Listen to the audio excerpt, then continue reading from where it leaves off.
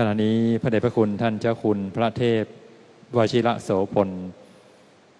ผู้ช่วยเจ้าอาวาสวัดพระเจติพลวิมลมังคลารามประธานคณะกรรมการฝ่ายสาธารณูปการเจ้าคณะภาค 12กำลังกราบพระรัตนตรัยขอเชิญทุกท่านประนมมือขึ้น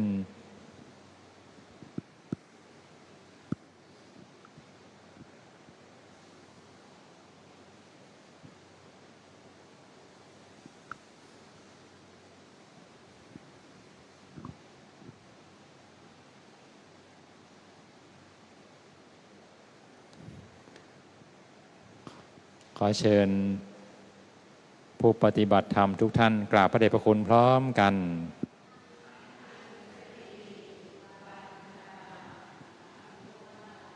คนมานักจริงๆเนาะมันเลือกตั้งจริงๆเนาะมันเลือกตั้งเนี่ยคนได้หายไปเป็นนักขนาดนั้น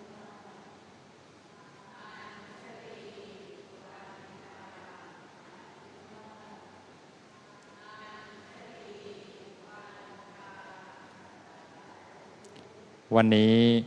พระเดชพระคุณท่านเจ้าคุณพระเทพวชิระโสพลผู้ช่วยเจ้าอาวาสวัดพระเจติพลวิมลมังคลารามประธานคณะกรรมการฝ่ายสาธารณูปการเมตตาเป็นประธานเปิดโครงการปฏิบัติธรรมและให้โอวาทบัดนี้ได้เวลาสมควรแล้วกับผมขอกราบ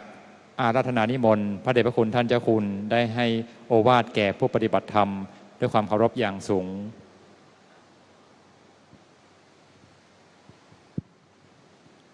ขอเจริญพรท่านสาธุชนผู้ประพฤติปฏิบัติธรรมทุกท่านวันนี้ต่างสำนักปฏิบัติธรรมวัดพระเชตุพนก็ได้จัดกิจกรรมนะซึ่งเราได้จัดเป็นประจำอยู่ตลอดเพื่อให้ญาติโยมได้มารักษาศีลฟังเทศน์ฟังธรรมเจริญภาวนาก็มีญาติโยมมาประพฤติปฏิบัติกันอยู่เป็นประจำวันนี้อาจจะดูบางตาไปมั่งนะได้ข่าวว่าเตรียมไปเลือกตั้งบางคนอยู่ต่างจังหวัดไกลๆจะมีการเลือกตั้งในวันอาทิตย์นะบางคนอยู่ต่างจังหวัดอาจจะต้องเดินทางไปใช้สิทธิ์ใช้เสียงก็ไปทำหน้าที่ในส่วนของประชาชนพลเมืองส่วนการทำหน้าที่พุทธศาสนิกชนที่ดีก็คือการมาประพฤติปฏิบัติธรรมมองดูแล้วเนี่ยที่มาปฏิบัติเนี่ยส่วนใหญ่สวเยอะนะผู้อาวุโสเยอะนะเพราะว่าหลายท่านก็เกษียณหรือหมดภาระหน้าที่ในเรื่องการประกอบสัมมาอาชีพแล้วมีเวลาว่างนะสามารถจะมาวัดได้ส่วนคนรุ่นหนุ่มรุ่นสาวยังอยู่ในวัยทำงานอาจจะมีภาระมีหน้าที่การงานที่จะต้องทำบางคนอยากจะมาแต่ไม่มีเวลาไม่เอื้ออำนวยนะแต่ว่าหลายท่านมีเวลาแล้วก็มีสุขภาพที่ดีนะบางคนอยากมามีเวลาแต่สุขภาพไม่เอื้ออำนวยนะเพราะนั้นสิ่งที่สำคัญที่สุดคือมีเวลามีสุขภาพดีและที่สำคัญที่สุดก็คือมีกุศลเจตนาตั้งใจที่จะมาตั้งใจเต็มใจนะยินดีที่จะมาไม่ได้ถูกใครบังคับมาด้วยความสมัครใจเวลาที่ยังมาเองได้เนี่ยมาซะก่อนนะมาวัดก่อนถึงเวลามาไม่ไหวถูกก็หามมานะหมดลมแล้วนะทำอะไรไม่ได้แล้วหมดเวลาก็เสียโอกาสนะทางคณะสงฆ์วัดพระเชตุพนก็จัดกิจกรรมการบุญการกุศลอยู่บ่อยๆเพื่อเปิดโอกาสให้ญาติโยมได้มาประพฤติปฏิบัติแม้สถานที่อาจจะคับแคบไปบ้างแต่ว่าเราก็ใช้พื้นที่ให้เป็นประโยชน์นะวัดโพก็เป็นแหล่งท่องเที่ยวอาจจะมีนักท่องเที่ยว ทั้งคนต่างชาติคนไทยมาโดยเฉพาะอย่างยิ่งเวลานี้วัยรุ่นมาวัดโพเยอะเลยนะแต่งชุดไทยใส่กางเกงยีนใส่สบายเป็นกระแสนะมากันเยอะมากนะก็ดีอาตมามองในแง่ดีว่ายังมาวัดเห็นคุณค่าวัฒนธรรมไทยแม้จะประยุกต์ปรับเปลี่ยนไปตามกาลสมัยนะถ้าแต่งธรรมดาสวยๆในโลกไม่จำต้องทำอะไรที่มันแปลกๆแหวกแนวก็เป็นกระแสตามดารานักร้องก็เป็นเรื่องที่สร้างความสนใจให้แก่คนไทยแล้วก็ต่างชาตินะมาเห็นภาพวัดสวยๆงามๆก็ถ่ายรูปไปสวยอาตมาไม่ค่อยได้ดูหรอกมีคนส่งมาให้เรื่อยก็บอกท่านวัดโพดังใหญ่แล้ววัยรุ่นมาถ่ายรูปกันเต็มวัดเนี่ยดีมาวัดบอกบางทีก็อาจจะแต่งตัวไม่เรียบร้อยรปภไม่ให้เข้าแต่ใจอาตมานะสมัยโบราณเนี่ยคนไม่ใส่เสื้อหรอกนุ่งโจงกระเบนผู้ชายไม่มีเสื้อใส่ที่ไม่ได้ใส่ไม่ได้ไม่เรียบร้อยแล้วไม่ค่อยมีนะผู้หญิงก็ยอมจะเห็นคนโบราณนุ่งก็อะไรโจงกระเบนขาดอกแค่นั้นแหละนะคนสมัยโบราณก็ไม่ได้ว่าโป๊เปอร์อะไรถือว่าเป็นเรื่องปกติของคนในยุคนั้นนะเพราะนั้นก็เป็นเรื่องปกติเป็นไปตามยุคตามสมัย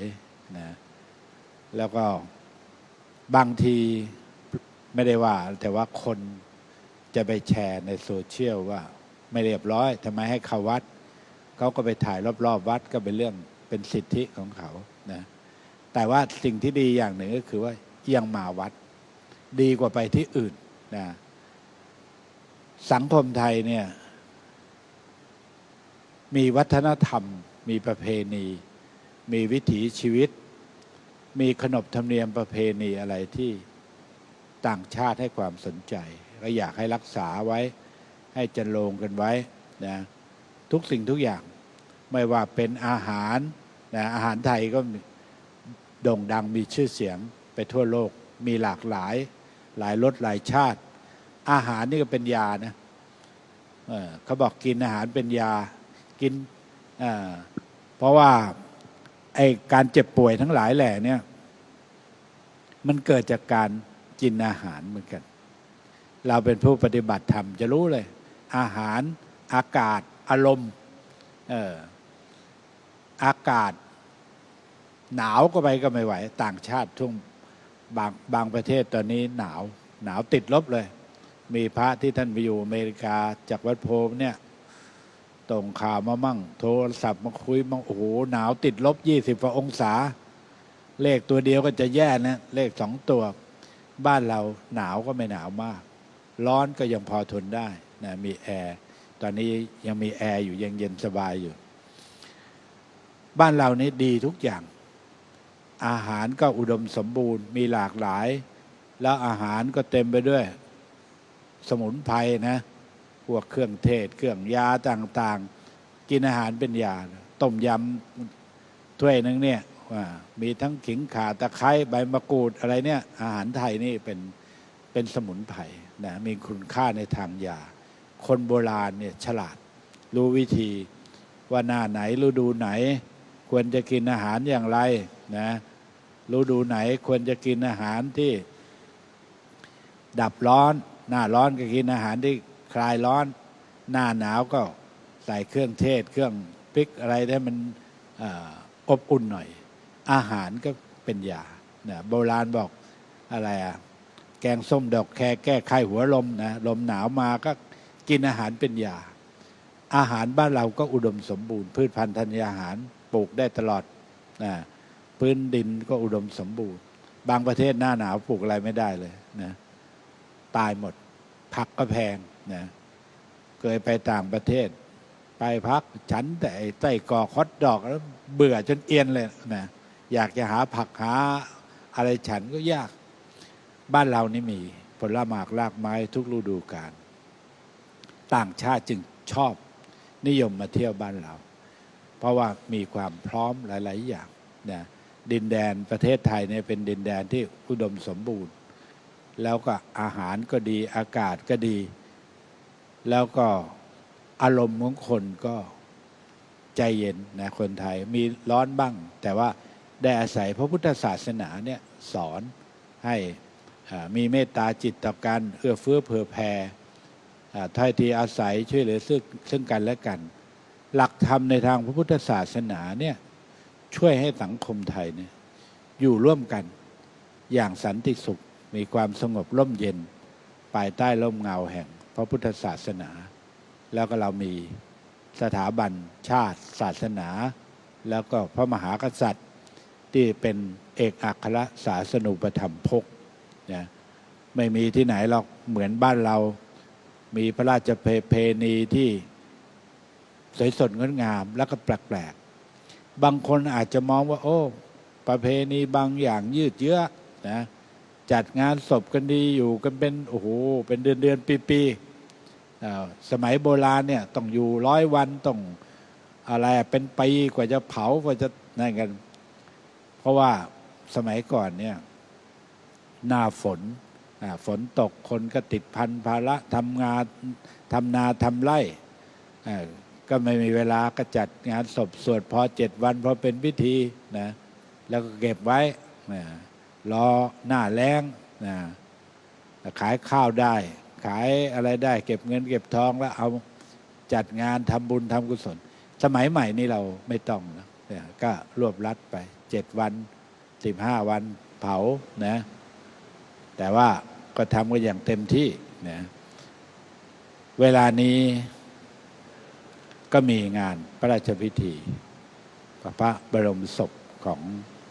สมเด็จพระนางเจ้าสิริกิติ์พระบรมราชชนนีพันปีหลวงนะสมเด็จพระนางเจ้าสิริกิติ์พระบรมราชินีนาถพระบรมราชชนนีพันปีหลวงก็ทรงเหมือนกับเป็นแม่แห่งชาติได้เป็นพระราชินีคู่บารมีของรัชกาลที่ 9ได้บำเพ็ญพระราชกรณียกิจที่เป็นประโยชน์กับประเทศชาติพระพุทธศาสนาก็ถือว่าทรงเป็นต้นแบบที่ดีนะเวลาที่พระองค์ยังทรงพระพลานามัยที่แข็งแรงก็บำเพ็ญพระราชกุศลทรงบาตรนิมนต์พระสงฆ์พระเถระผู้ใหญ่ไปรับบิณฑบาตเป็นประจำอาตมาก็ได้รับพระราชได้รับถวายอาหารบิณฑบาตอยู่หลายครั้งก็ยังนึกถึงพระบารมีของพระองค์ท่านแล้วก็สิ่งต่างๆที่พระองค์ทำให้กับประเทศชาติบ้านเมืองก็มีคุณค่ามีประโยชน์แล้วก็ยังเสด็จพระราชดำเนินมาฟังเทศน์ที่วัดพระเชตุพนสองครั้งนะครั้งแรกก็เสด็จมาเองเป็นอะไรพระราชประสงค์ท่านเสด็จไปหลายวัดเห็นวัด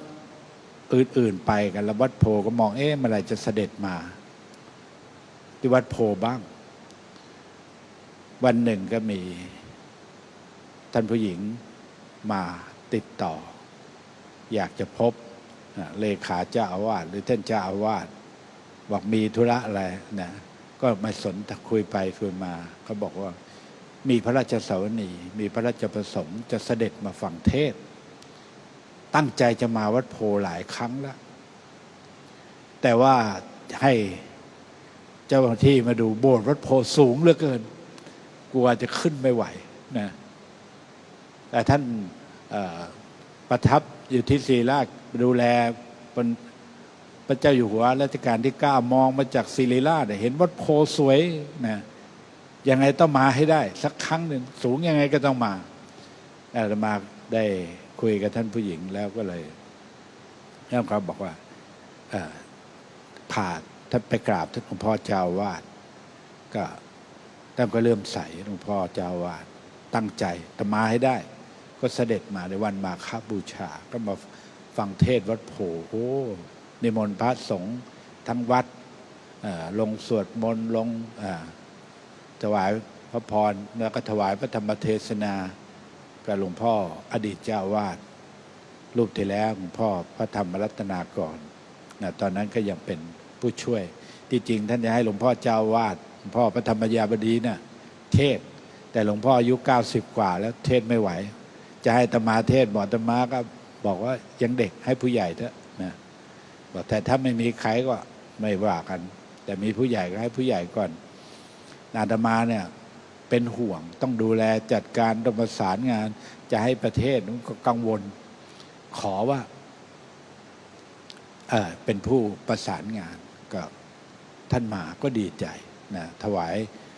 จตุปัจจัยทายธรรมเครื่องกันเทศทำบำรุงพระอารามถวายพระสงฆ์ทั้งพระอารามก็เป็นพระมหากรุณาธิคุณอย่างยิ่งนะพระเนรหลายๆรูปที่อยู่เก่าๆก็ยังจดจำไม่ลืมครั้งที่2วัดโพได้รับการขึ้นทะเบียนจารึกวัดโพเป็นมรดกความทรงจำโลกก็ทูลเสด็จไปว่าอยากจะฉลองจารึกวัดโพมรดกโลกให้ใหญ่หน่อยอยากจะทูลเสด็จก็ท่านก็พระองค์ท่านก็รับเสด็จมีมาฝังเทศมหาชาติกันมหาราชแล้วก็เป็นการเปิดงานฉลองจารึกสรรพวิชาความรู้ที่ยูเนสโกขึ้นทะเบียนจารึกวัดโพเป็นมรดกความทรงจำโลกนะแล้วมีศิลาจารึกหมวดต่างๆเรื่องพระพุทธศาสนาภาษาวรรณคดีตำราแพทย์ตำรายาต่างๆเนี่ยวัดโพเนี่ยเป็นเหมือนมหาวิทยาลัยเปิดนะมีทุกคณะทุกสาขาให้คนมาศึกษาเล่าเรียนได้ตลอดนะเพราะนั้นใครมาวัดโพเนี่ยต้องหาความรู้อะไรให้ได้ไปสักอย่างหนึ่งนะตามแผ่นหินแผ่นจารึกต่างๆมีความรู้บันทึกไว้หมดไม่ว่าจะเป็นหมวดพระพุทธศาสนาเรื่องภาษาเรื่องวรรณคดีเรื่องตำรายามีคุณค่าทั้งนั้นยูเนสโกนี่เขาไม่ได้ขึ้นง่ายๆนะต้องสำรวจทำทะเบียนทำแผนทำอยู่เป็นปีๆฝ่าเขาจะยอมขึ้นทะเบียนแล้วเอกสารต้องเป็นสำคัญของระดับโลกเลยนะเขาบอกตำรายาวัดโพเนี่ยถือว่าเป็นตำราของไม่ใช่ของชาติแล้วของโลกเลยสมบัติของชาวโลกให้ประโยชน์มีคุณค่าช่วยเหลือผู้คนเจ็บไข้ได้ป่วยนะสมัยโบราณไม่มีหมอไม่มีโรงพยาบาลแต่อาศัยนี่แหละตำรายาตำราแพทย์ตำรานวดรักษาตัวเองบ้างรักษาคนอื่นบ้างก็เป็นสิ่งที่บูรพมหากษัตริย์ในอดีตตั้งแต่รัชกาลที่1รัชกาลที่2ที่3ท่านสร้างสรรค์ไว้ถึงรัชกาลที่4ก็ยังมีสร้างเจดีย์ให้ถือว่าทุกรัชกาลก็ส่งทำนุบำรุงอุปถัมภ์เสด็จพระดำเนินมาถวายผ้าพระกฐินอยู่ตลอดนับว่าเป็นวัดที่มีความสำคัญมีคุณค่าในทางประวัติศาสตร์แล้วก็ยังเป็นแหล่งท่องเที่ยวทำรายได้ให้กับชาวไทยชาวต่างชาติไม่ใช่เฉพาะวัดนะพวกโลจิสติกรถพวกอะไรโรงแรมร้านอาหารทุกสิ่งทุกอย่างนะทนทำมาค้าขายอย่างเงี้ยเอื้อประโยชน์ให้ประโยชน์ได้แก่ทุกคนทุกที่มองเห็นแล้วก็นำไปใช้ประโยชน์ได้ทั้งความสำคัญของวัดโพเนี่ยจึงมีมากแล้ววัดก็ยังเน้นเรื่องการศึกษาไม่ว่าจะเป็นเรื่องการศึกษาพุทธศาสนาวันอาทิตย์สำหรับเยาวชนเด็กเล็กๆนะที่ให้ปลูกฝังให้เห็นถึงคุณค่าของพระพุทธศาสนาของหลักธรรมะแล้วก็ความสำคัญของวัดวาอารามสำหรับญาติโยมก็มีการบำเพ็ญบุญบำเพ็ญกุศลวันพระวันธรรมสวนะแล้วก็มีการประพฤติปฏิบัติธรรมเดี๋ยวนี้เรายังมีโครงการไปที่วัดโพอาจจะแคบหรือไม่ได้แคบหรอกกว้างแต่ว่าที่จะใช้ประโยชน์มีหลากหลายเรากำลังไปสร้างที่สาขาที่ศูนย์ศึกษาและปฏิบัติธรรมธรรมรังสีที่เพชรบุรี เดี๋ยวอีก2-3 วันอาตมาจะไปตรวจงานกำลังจะเริ่มแล้วล่ะกำลังทำฐานรากศาลาปฏิบัติธรรมศาลาใหญ่เดี๋ยวอีกสัก1-2 ปีข้างหน้าโยมไปปฏิบัติธรรมไปพักไปนอนอยู่นั่นเลยนะอากาศดีอาตมาไปพักมาหลายครั้งแล้วนะแล้วก็มีพระเนนไปอยู่ศึกษาเล่าเรียนนักธรรมบาลีมีพระหนุ่มเนนน้อยมีเนน50-60 รูปนะแล้วก็ปีหน้าคงจะรับสัก100นะแล้วก็มีต่อไปก็ให้ญาติโยมไปปฏิบัติธรรมนะมีที่ประมาณ300 กว่าไร่ก็บอกไว้ก่อนนะเดี๋ยวสร้างให้เสร็จแล้วก็ไปที่นั่นก็จะสะดวกจะต้องมีกิจกรรมปฏิบัติธรรมตลอดทั้งปีใครอยากจะไปอยู่3 วัน 7 วันอาทิตย์หนึ่งหรือเดือนหนึ่งอะไรก็ว่าไปนะอาจจะต้องมีกิจกรรมตลอดแล้วก็ใครสนใจจะไปปฏิบัตินะก็ไปได้นะแล้วก็ที่ก็เป็นสปายะจะสร้างปัจจัยพื้นฐานให้พร้อมทั้งอากาศก็ดีธรรมชาติกำลังปลูกต้นไม้อยู่ใครผ่านไปผ่านมาอยู่แถวชะอำนะห่างจากชายทะเลสัก4-5 กิโลนะหรือจะไปนอนรีสอร์ทแล้วไปเที่ยวที่วัดก็ได้นะแต่ว่าจะไปอยู่ปฏิบัติธรรมก็เดี๋ยวจะสร้างอาคารให้เอื้อประโยชน์ให้กับญาติโยมจะได้รับคนได้มากๆนะจะได้ทำประโยชน์ให้มากๆเพราะว่าในกรุงเทพมันอาจจะแน่นนะแล้วก็บางอย่างก็ไม่สบายะมีคนมาพลุกพล่านที่จริงอยากก็จะให้ค้างแต่ว่าที่เราไม่สะดวกโยมก็ต้องเช้าไปเย็นกลับนะก็ลำบากหน่อยเพราะว่าเวลากำลังปฏิบัติใจกำลังเป็นสมาธิกลับไปบ้านหงุดหงิดอีกแล้วเห็นลูกเห็นหลานเนี่ยหงุดหงิดนะทำให้เสียอารมณ์แต่ว่าการปฏิบัติธรรมเราต้องปฏิบัติอยู่ตลอดนะอยู่ในบ้านก็ปฏิบัติได้ทำใจจะได้ทดสอบอารมณ์นะบางทีเราอยู่กับสังคมอยู่กับคนหมู่มากเห็นอะไรที่ไม่ถูกใจขัดหูขัดตากันก็ต้องระงับอารมณ์ต้องฝึกระงับข่มโทสะนะคนเราอยู่ด้วยกันในสังคมเนี่ยนะถ้าเกิดว่าไม่รู้จักข่มจิตข่มใจไม่รู้จักการให้อภัยเราก็จะเดือดร้อนวุ่นวายข้างๆบ้านทำอะไรหนวกหูรบกวนเสียงดังทำใจไม่ได้ทะเลาะเบาะแว้งโมโหโทโสก็มีทำให้บ้านที่แทนที่จะเป็นที่ที่อยู่ด้วยความสุขกายสบายใจเย็นใจก็หงุดหงิดเครียดนะบางคนไม่อยากอยู่บ้านหรอกออกจากวัดสบายใจเจ้าวาดบางวัดไม่อยากอยู่วัดถามทำไมอยู่แล้วหงุดหงิดญาติโยมอุบาสกอุบาสิกามัคคทายกคนนั้นจะเอาอย่างนั้นคนนี้จะเอาอย่างนี้ปวดหัวชาวบ้านบางทีแตกกันเอง2 ฝ่ายยิ่งโดยเพราะเอาการเมืองเข้าไปในวัดนะมีพรรคนู้นสีนี้พรรคนี้บ้านเราชอบเล่นกีฬาสีใช่ป่ะแล้วก็มาทะเลาะกันแบ่งสีแบ่งค่ายแบ่งอะไรคนมาถามอาตมาสีไหนอาตมาไม่มีสีสีเนี้ย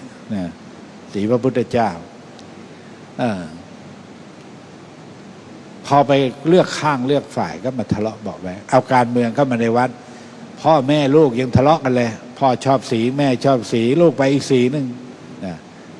อีก2 วันวันอาทิตย์ก็ตัดสินใจให้ดีก็แล้วกันชอบสีไหนก็ว่าไปนะ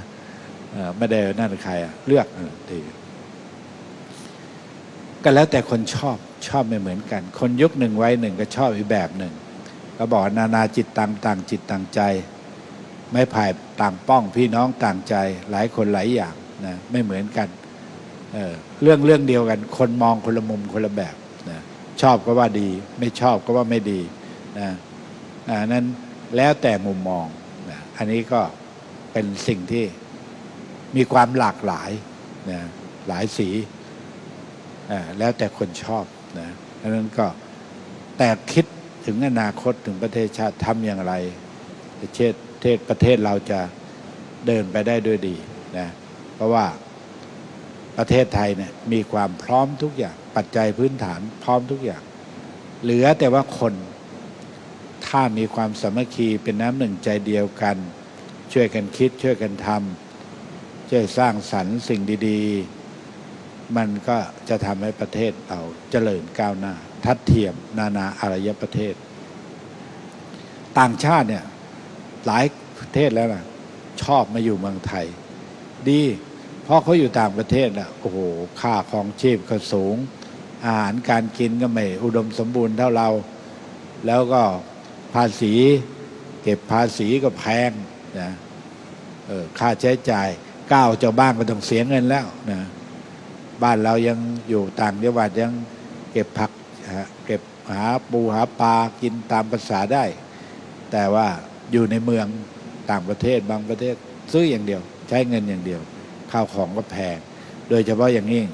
ตอนนี้ทองโอ้โหขึ้นราคาน่าดูอาตมานี่เครียดเรื่องอะไรรู้ไหมซ่อมวัดเนี่ยใช้ทองทั้งนั้นเลยวัดโพเนี่ยพระเพอโอ้โหสิ่งที่อย่างนี้ปิดทองเนี่ยจาก2-3 หมื่นมาก่อนไม่กี่ปีเดี๋ยวนี้70,000แล้วทะลุถึง80,000ไปอยู่2-3 วันนะค่าใช้จ่ายก็สูงซ่อมวัดเนี่ยโยมเห็นว่ากำลังซ่อมอยู่ตลอดเตรียมงานไว้ปลายปีอาจจะมีพระราชพิธีถวายพระเพลิง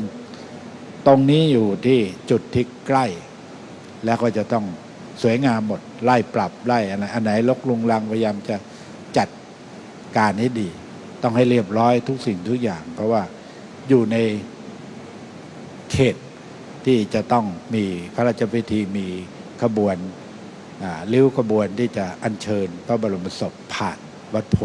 นะเพราะว่าอยู่ใกล้พระบรมมหาราชวังมีญาติโยมมีคนไปคนมาสังเกตโยมหลายๆคนที่มาจากต่างจังหวัดมาถวายสักการะพระบรมศพก็มาเที่ยววัดโพนะคนต่างจังหวัดนานๆจะได้มาทีนึงก็อยากเห็นวัดโพเห็นเขาแชร์กันในโซเชียลตอนนี้วัดอรุณวัดโพกำลังดังเป็นกระแสอยู่นะนั่นก็เด็กวัยรุ่นก็ไปถ่ายลงTikTokเป็นอะไรต่างๆนะแชร์กันก็ดีเหมือนกันคึกครื้นดียังให้คนรุ่นใหม่นี่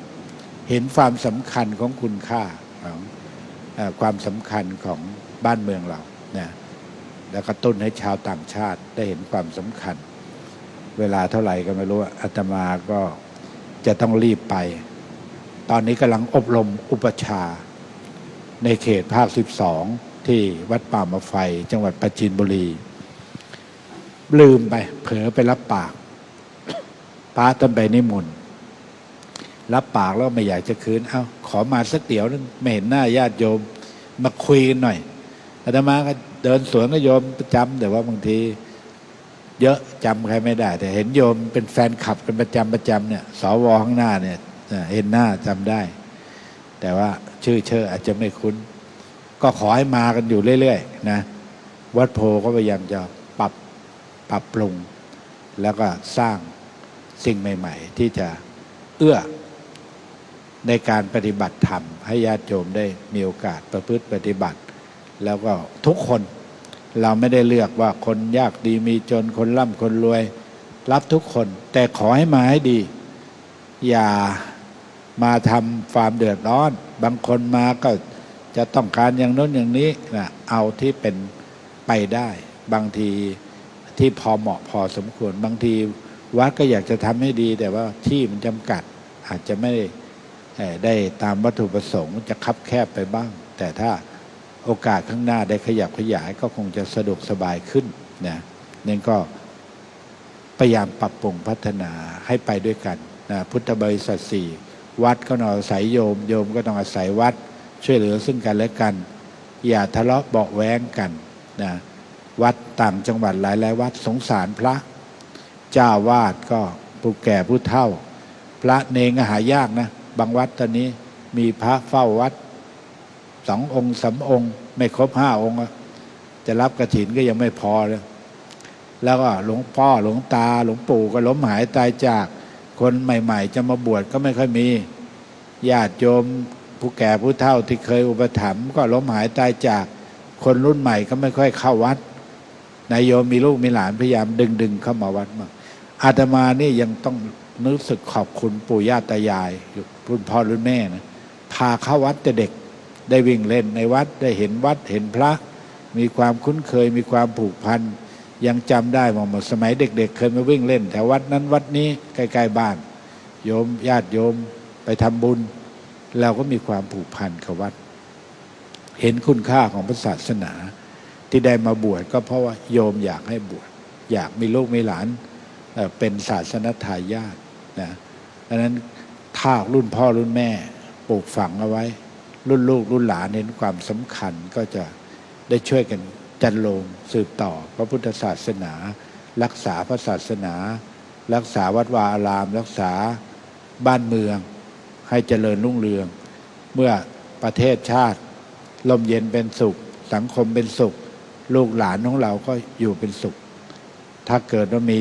เรื่องมีราวมีศึกสงครามอย่างเงี้ยในเขตพื้นที่ของอาตมานี่4 จังหวัดปราจีนบุรีนครนายกฉะเชิงเทราสระแก้วสระแก้วตอนนี้ก็โดนเต็มๆนะหมู่บ้านอะไรหนองจานหนองยาแก้วอาตมาไปเยี่ยมโยมอพยพโอ้ต้องทิ้งบ้านทิ้งช่องมานอนอาศัยวัดเอาข้าวเอาของไปแจกพระก็ต้องทิ้งวัดหนีมาอพยพมาอยู่ข้างในวัดตามชายแดนบางวัดท่านบอกยอมตายไม่ทิ้งวัดหรอกห่วงถ้าเกิดไม่อยู่วัดเดี๋ยวขโมยกระโจนมาขโมยข้าวขโมยของช่วงสงครามไม่รู้ใครเป็นใครขโมยกระโจนมันเยอะท่านก็ห่วงวัดเนี่ยพอมีศึกสงครามบ้านเมืองไม่สงบก็วุ่นวายมาชวนพระไปแจกของญาติโยมกันนะก็เห็นความลำบากของเรายังดียังอยู่ในเมืองไม่กระทบเท่าไหร่แต่ภาพรวมเศรษฐกิจมันก็ทำให้เสียโอกาสการทำมาค้าขายก็ลำบากเศรษฐกิจก็ไม่ดีเสียหายด้วยกันทั้งสองฝ่ายไม่อยากให้ลบราค่าฟันกันหรอกสงสารชาวบ้านลากย่าจริงๆคนสองฝ่ายนะพี่น้องกันญาติพี่น้องกันข้ามกันไปข้ามกันมาแถวชายแดนวัดจัดงานฝังลูกนิมิตยังต้องไปหากันตรงกันตึมมาให้เขมรดูเลยเขมรก็มาทำบุญอาศัยกันแล้วกันนะแต่พอปิดชายแดนปุ๊บไปมาก็ลำบากเดือดร้อนทั้งสองฝ่ายนะอันนี้ก็เป็นข้อคิดมีแต่บาดเจ็บด้วยกันทะเลาะเบาะแว้งกันไม่ดีสมัครสมานสามัคคีเป็นน้ำหนึ่งใจเดียวกันช่วยกันพึ่งพาอาศัยกันเนี่ยพระพุทธศาสนาพุทธเจ้าไม่ได้แบ่งแยกไปโปรดกษัตริย์ทุกเมืองแม้บางเมืองเป็นลบกันอยู่พระเจ้าก็ไปทั้งนั้นนะเทศสอนให้เขาอย่าผูกอาฆาตพยาบาทจองเวรนะไม่เบียดเบียนซึ่งกันและกันนั่นก็ทำให้พุทธศาสนาเนี่ยเน้นเรื่องความสันติสุขสันติภาพความสงบความสงบจะเกิดขึ้นได้ก็เกิดจากใจที่ประกอบด้วยเมตตากรุณามุทิตาอุเบกขาพรหมวิหารธรรมญาติโยมก็ได้มาพฤติปฏิบัติได้มาศึกษาธรรมะได้ฟังเทศฟังธรรมฟังโอวาทจากพระอาจารย์ก็ขอให้มีจิตใจสงบเยือกเย็นอยู่เย็นเป็นสุขแล้วก็ที่สำคัญก็คือรักษาสุขภาพกายบริหารร่างกายนะดูแลรักษาสุขภาพหมอที่ดีที่สุดคือตัวเราเองระวังเรื่องอาหารการกินเรื่องการใช้ชีวิตเรื่องอิริยาบถเดินเยอะๆหน่อยอาตมานี่ก็เริ่มแก่แล้ว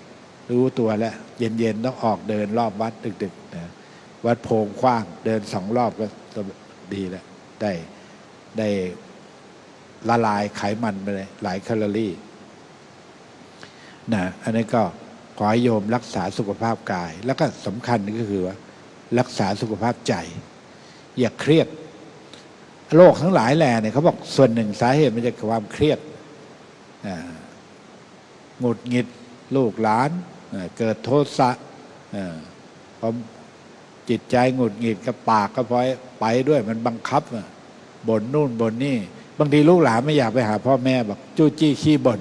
รำคาญเนี่ยมีพอลูกหลานไม่มาก็เครียดทำให้สุขภาพจิตเสียนั้นก็ให้โยมรักษาอารมณ์ลูกหลานมาก็ตักเตือนสั่งสอนแนะนำสิ่งที่เป็นประโยชน์พูดเขาดีๆแล้วก็ให้ข้อคิดตักเตือนแล้วไม่ฟังเกิดเรื่องเกิดราวก็เนี่ยให้รู้นะสอนเป็นบทเรียนติดเป็นครูอย่าไปซ้ำเติมบอกเนี่ยเป็นผิดแล้วแก้ไขได้นะยังมีโอกาสแก้ไขได้แก้ไข นะก็ขอฝากให้ญาติโยมทั้งหลาย ดูแลสุขภาพใจสุขภาพกาย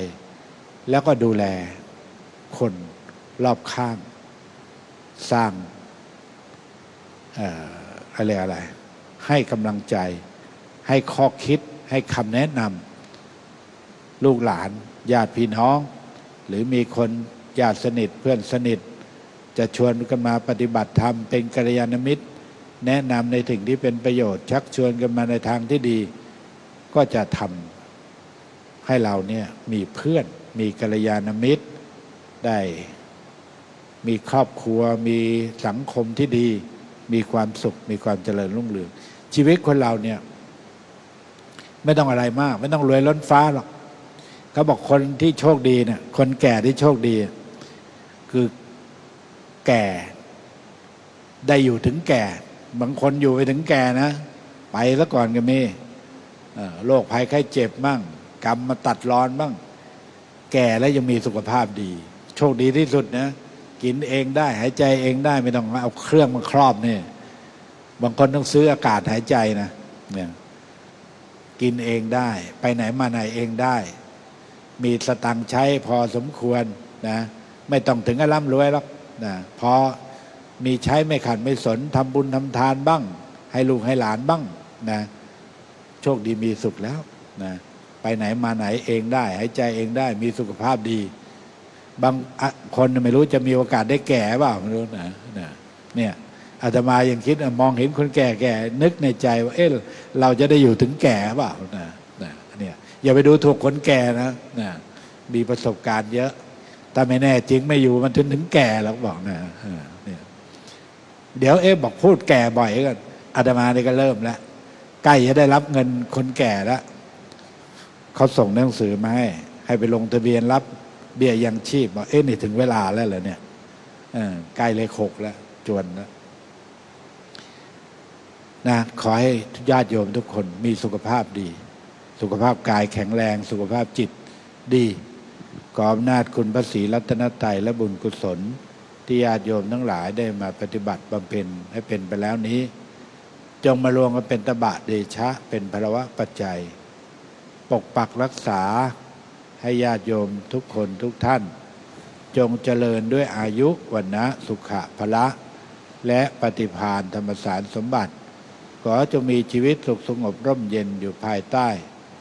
ร่มเงาแห่งสถาบันชาติศาสนาพระมหากษัตริย์ปรารถนาสิ่งหนึ่งประการใดที่เป็นไปโดยชอบประกอบด้วยธรรมขอสิ่งนั้นจงพันสำเร็จจงพันสำเร็จสมตามความประสงค์จงทุกประการด้วยกันทุกท่านทุกคนเทินสา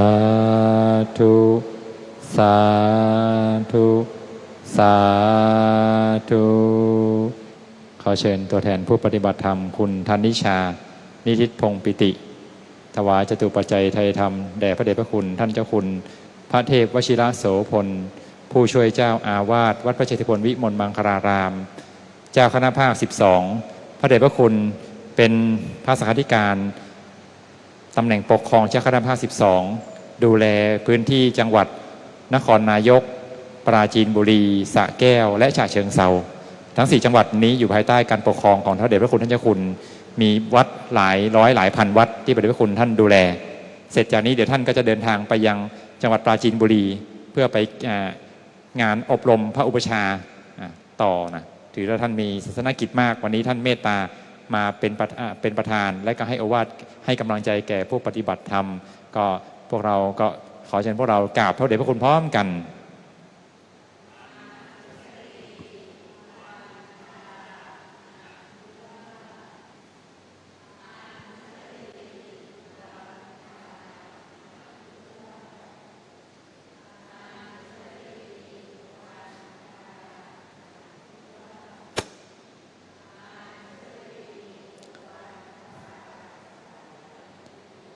ขอกราบขอบพระคุณในความเมตตาของพระเดชพระคุณท่านเจ้าคุณพระเทพวชิระโสพล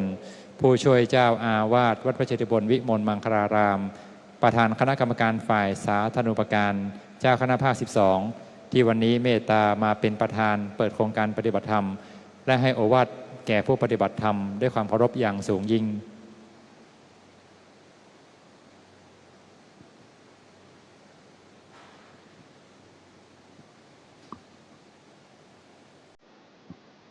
มากครับ ขอบคุณ